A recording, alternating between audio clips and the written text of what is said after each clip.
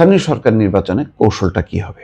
কৌশলটা কি দলীয়ভাবে নির্দলীয়ভাবে নির্বাচনটা হবার পরও দল কি বিশেষ কোনো প্রার্থীকে সমর্থন করবে নাকি পুরোটা ছেড়ে দেবে? আজকে বিএনপির গুরুত্বপূর্ণ একটা বৈঠক, স্থায়ী কমিটির বৈঠক। তার মধ্যে অন্যতম আলোচনা রাষ্ট্রপতি নির্বাচন, দ্বিতীয় আলোচনা সামগ্রিক রাজনৈতিক পরিস্থিতি, তৃতীয় আলোচনা সাংগঠনিক বিষয়।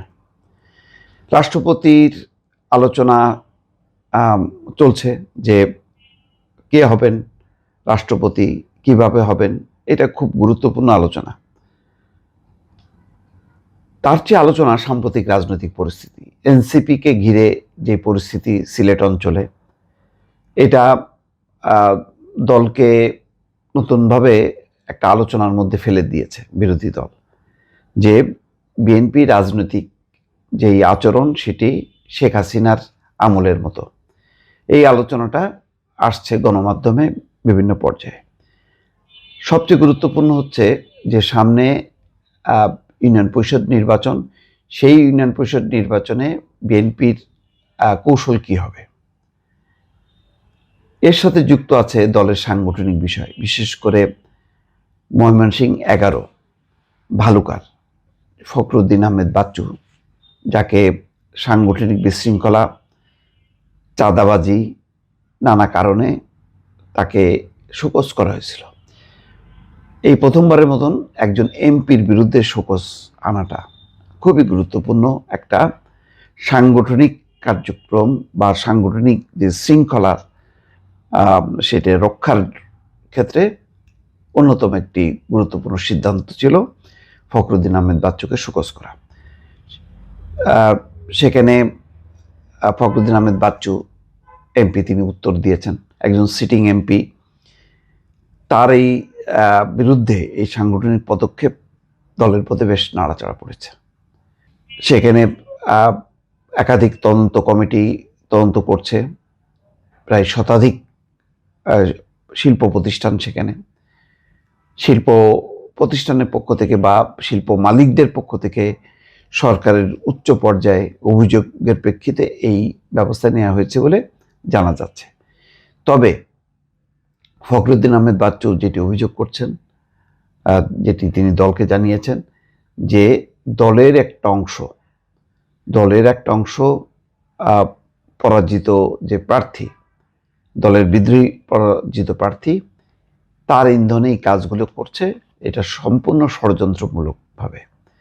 তো সংগঠন এখন দুই পক্ষের মতামত বিবেচনা করবে এবং এই ব্যাপারে যেই সাংগঠনিক কমিটি বা তদন্ত কমিটি, সরকারের আভ্যন্তরীণভাবে আইন শৃঙ্খলা রক্ষাকারী যেই কমিটিগুলো আছে বা যেই বাহিনীগুলো কাজ করছে, তাদের কাছ থেকে মতামত রিপোর্ট নিয়ে আরও হয়তো চূড়ান্ত সিদ্ধান্ত হইলেও হইতে পারে যে শুধু সাংগঠনিক পদক্ষেপ না, তার সদস্যপদ বাতিলেরও সিদ্ধান্ত হতে পারে।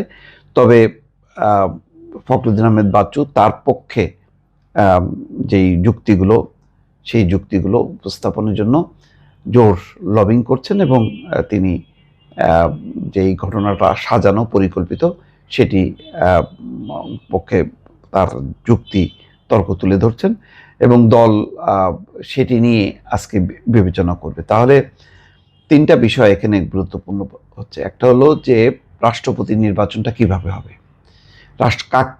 কাকে দল রাষ্ট্রপতি নির্বাচিত করবেন।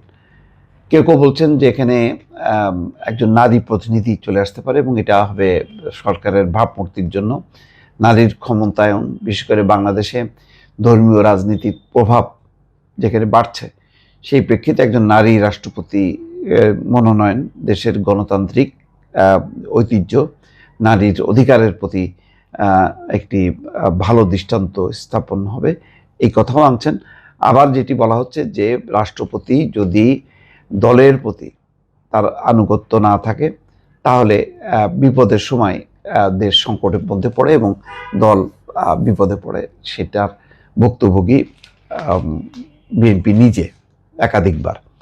তো সেই কারণে দুই বিষয় নিয়েই আলোচনা এখন বিএনপির অভ্যন্তরে।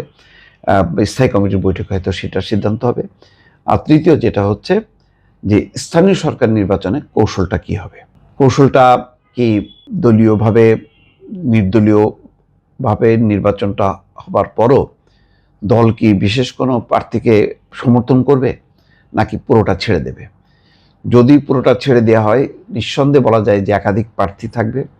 সেক্ষেত্রে জামাত একটা সুবিধাজনক অবস্থানে থাকবে এবং জামাত ইতিমধ্যে সিদ্ধান্ত নিয়েছেন যে তারা এককভাবেই প্রার্থী দেবে।